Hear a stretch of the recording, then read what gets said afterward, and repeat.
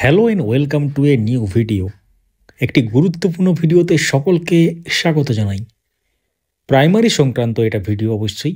Primary 2016 recruitment process 42,949 panel সংক্রান্ত একটি মামলার গুরুত্বপূর্ণ আপডেট পাবেন এই ভিডিওতে।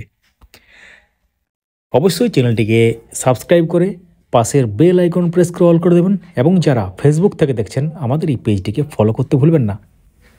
শুরু করা যাক।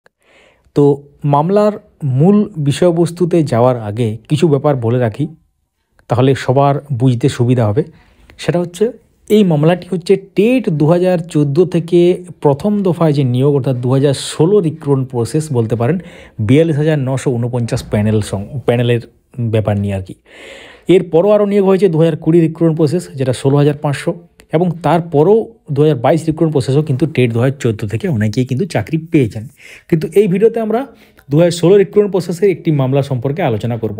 এটা হচ্ছে কাট অফ সংক্রান্ত মামলা বলতে পারেন, অর্থাৎ একজন পিটিশনার তিনি 2016 রিক্রুটমেন্ট প্রসেসে চাকরি পাননি, কাট অফে তাকে কনসিডার করা হয়নি, যে কাট অফ মার্কস বা যেটা হয়েছিল আর কি, তখন তাকে প্যানেলের মধ্যে কনসিডার করা হয়নি এবং সেই জন্য তিনি মামলাটা করেছিলেন। মামলাটা হচ্ছে মুর্শিদাবাদ জেলার ক্ষেত্রে, অর্থাৎ মুর্শিদাবাদ ডিপিএসসির অন্তর্গত ব্যাপার এটা। তো মুর্শিদাবাদ জেলার এটি মামলা, কিন্তু 2016 রিক্রুটমেন্ট প্রসেসের এটা ব্যাপার। আপনারা জানেন যে 2016 রিক্রুটমেন্ট প্রসেসে ডিপিএসসি ওয়াইজ প্যানেল প্রিপেয়ার করা হয়েছিল, অর্থাৎ ফাইনাল যখন অ্যাপয়েন্ট লেটার ইস্যু করা হয় বা যাই হোক, সেটা ডিপিএসসি ওয়াইজ, অর্থাৎ প্যানেলটা কিন্তু ডিপিএসসি ওয়াইজ হয়েছিল। অর্থাৎ স্টেট লেভেল কাউন্সিলিং যেমন 2020 থেকে শুরু হয়েছে, সেটা কিন্তু ওইভাবে থাকেনি। তখন একদম ডিপিএসসি ওয়াইজ হতো, অর্থাৎ যে জেলাতে অ্যাপ্লাই করছেন সেই জেলা যদি চাকরি পেলেন তো পেলেন, অন্য জেলাতে কিন্তু সুযোগ হতো না। তো তখনকার সময় কি হয়েছে, যে ক্যান্ডিডেট মামলাটা করেছেন তার আইনজীবী যেটা বক্তব্য, যে রিজার্ভ ক্যাটাগরি ক্যান্ডিডেট হওয়া সত্ত্বেও জেনারেল ক্যাটাগরির যে কাট অফ মার্কস 2016 রিক্রুটমেন্ট প্রসেসে মুর্শিদাবাদ জেলার ক্ষেত্রে তার থেকেও কিন্তু বেশি, তার অর্থাৎ পিটিশনারের মার্কসটা কিন্তু জেনারেল ক্যাটাগরির যে লাস্ট কাট অফ মার্কস তার থেকেও বেশি।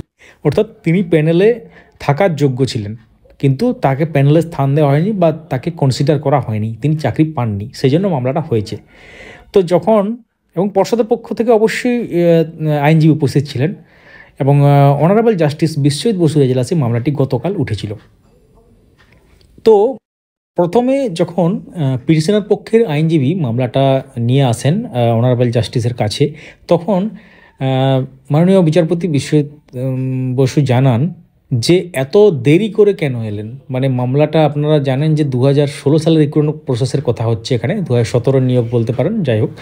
তো তাহলে এত বছর পর কেন আসা হলো, বা এত বছর পর কেন এই ব্যাপারটা নিয়ে মামলা হয়েছে, বা এত বছর পর আপনি এলেন কেন, এত লেট কেন, এটা কিন্তু তিনি বলেন। তো তখন ব্যাপারটা নিয়ে আর সেরকম কিছু বলতে পারেন না পিটিশনার আইনজীবী, অর্থাৎ তিনি বারবার জিজ্ঞাসা করেন এবং তারপর তিনি বলেন, এইসব এক্সপ্লেন করার চেষ্টা করেন মূল যে ব্যাপারটা পিটিশনার আইনজীবী। কিন্তু মাননীয় বিচারপতি তিনি লেট কেন হয়েছে সেটা কিন্তু শুনতে চান, তার উত্তরটা, কিন্তু সে সঠিকভাবে উত্তর তিনি পাননি। এবং মুর্শিদাবাদ ডিপিএসসির পক্ষ থেকে যিনি আইনজীবী ছিলেন তাকে মাননীয় বিচারপতি ডাকেন, কিন্তু আইনজীবী ঠিকঠাকভাবে বলতে পারেন না মূল কেসটা কী এবং তার সাথে যে ব্যাপারটা, এবং সেই জন্য তিনি বললেন আজকে আর শুনানি হবে না, পরবর্তী হয়তো কোনো ডেট একটা দেওয়া হবে পরে। তো এই হচ্ছে ব্যাপার। তো এই মামলাটা আপনাদের সাথে শেয়ার করার একটা গুরুত্বপূর্ণ কারণ আছে, সেটা এবার বলতে চাই। সেটা হচ্ছে, আপনারা জানেন যে এক্ষেত্রে পর্ষদেই মাঝে মাঝে বলে যে প্যানেল এক্সপায়ার হয়ে গেছে, এখান থেকে নিয়োগ হবে না। তাহলে পর্ষদের যে দাবি করে বা পর্ষদ যেটা আদালতে জানায়, সেই দাবিটা কিন্তু আরও জোরালো হয়ে গেল। অর্থাৎ প্যানেলের মধ্যে যারা আছেন তাদের ক্ষেত্রে একটা ভালো খবর, কারণ সেটা 16,500 প্যানেলই হোক বা 42,949 যে প্যানেলের মধ্যে এই নিয়োগটা চেয়েছিলেন সেই ব্যাপারটাই হোক, বা পরবর্তী কোনো প্যানেল হোক, একটা প্যানেলের যে বৈধতা থাকে সেটা 1 বছর থাকে বলে পর্ষদ বলেছিল বিভিন্ন মামলাতে। এবং এই কারণে 3,929 যে প্যানেল বলুন বা যেটা 16,500-ই একটা অংশ ছিল, সেটা কিন্তু মহামান্য সুপ্রিম কোর্টে খারিজ হয়ে যায়, যে প্যানেল এক্সটিংগুইশড বা প্যানেলটা এক্সপায়ার করেছে, এই মোটামুটি কারণ দেখিয়ে। যাই হোক, তার পরবর্তী ক্ষেত্রে আরও অনেক মামলার ক্ষেত্রে আমরা শুনেছি যে পর্ষদ বলেছে যে প্যানেলটা এক্সপায়ার হয়ে গেছে, সেই জন্য এই প্যানেলে আর কোনো নিয়োগ হবে না। তো এক্ষেত্রে মাননীয় বিচারপতির যেটা পর্যবেক্ষণ, যে এত লেট কেন, অর্থাৎ মাননীয় বিচারপতি যেটা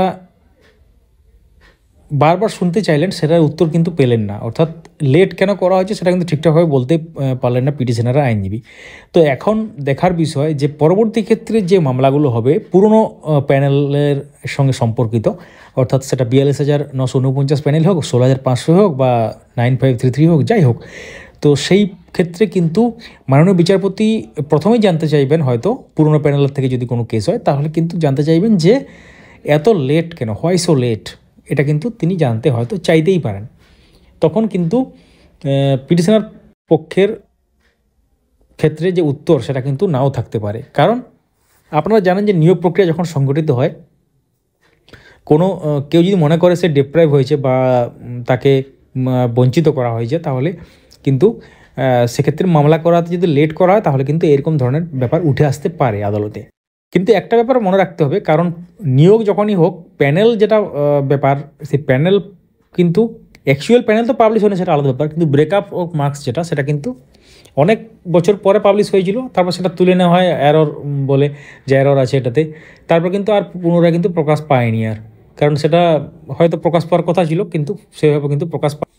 তো এটা কিন্তু একটা বড় ব্যাপার, কারণ যারা প্যানেলের মধ্যে আছেন তাদের ক্ষেত্রে ভালো ব্যাপার। এবং এটা ছাড়াও কিন্তু আরও অনেক মামলা চলছে, কাট অফ সংক্রান্ত বিভিন্ন প্যানেলের মামলা চলছে, প্রশ্নভুল মামলা চলছে, সেটা 2022 টেটে হোক বা 23 টেটে হোক বা 17 টেটে হোক, বিভিন্ন সালের টেটের জন্য প্রশ্নভুল মামলা চলছে। 2014 প্রশ্নভুল মামলা চলছে, এবং এমইটি 1594 প্রশ্নভুল যে মূল মামলা সেটাও কিন্তু মাননীয় সুপ্রিম কোর্টে বিচারাধীন বিষয়। এবং এই ব্যাপারটা নিয়েও বিভিন্ন ভিডিওতে আপনারা কমেন্ট করেন, কিন্তু নেক্সট ডেট এখনও পর্যন্ত দেওয়া হয়নি। লাস্ট আমরা ওয়েবসাইট চেক করে যেটা দেখেছিলাম, এবং ক্রমাগত আমরা চেক করে চলেছি, যখন নেক্সট ডেট পাবো আমরা এই চ্যানেলের মাধ্যমেই শেয়ার করব আপনাদের সাথে। তো এই ভিডিওতে আপনারা কমেন্টে জানান যে আপনারা প্রাইমারি সংক্রান্ত কোন ব্যাপারটা জানতে চান। এবং তাছাড়াও যারা শিক্ষক শিক্ষিকারা ভিডিওটা দেখছেন, অবশ্যই উচ্চশিক্ষা পোর্টাল সংক্রান্ত আমাদের ভিডিও চলে এসেছে, গতকাল আমরা দিয়েছি। যদি না দেখে থাকেন আমাদের চ্যানেলে ভিডিও সেকশনে গিয়ে দেখতে পারেন, সেখানে আপনারা যে প্রশ্ন করেছিলেন আমাদের মিউচুয়াল ট্রান্সফার গ্রুপে, সেখান থেকে প্রশ্নগুলো নিয়ে তার উত্তরগুলো সেখানে দেওয়া হয়েছে ভিডিওতে। এবং ওটা ছাড়াও আমাদের যে এক্সপিরিয়েন্স সেটাও শেয়ার করা হয়েছে, এবং মিউচুয়াল পার্টনার ইনিশিয়েট করার জন্য যেসব প্রক্রিয়াগুলো সেগুলো কিন্তু জানানো হয়েছে, বা কতদিন পর অ্যাপ্লাই করা যায় এইসব ব্যাপারগুলো, মেডিকেল গ্রাউন্ডে অ্যাপ্লাই করা যায় কি না উচ্চশিক্ষা পোর্টালে, এইসব ব্যাপারগুলো নিয়ে কিন্তু ভিডিওটা বিস্তারিতভাবে আলোচনা করা হয়েছে।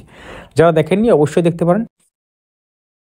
তো প্রাইমারি সংক্রান্ত বিভিন্ন ধরনের ভিডিও বা আদার্স যে এসএসসি আপার প্রাইমারি বা এডুকেশনাল নিউজ যেগুলো, সেগুলো মিস করতে না চাইলে সঙ্গে থাকুন আপডেট মাস্টার ইউটিউব চ্যানেলটিকে সাবস্ক্রাইব করে পাশের বেল আইকন প্রেস করে অল করে দেবেন। যারা ফেসবুক থেকে দেখছেন আমাদের এই পেজটিকে ফলো করতে ভুলবেন না। ভিডিওটি লাইক করুন, সবার সাথে শেয়ার করুন, মূল্যবান মতামত কমেন্টে জানান, প্রশ্ন থাকলে সেটাও লিখুন। Thanks for watching.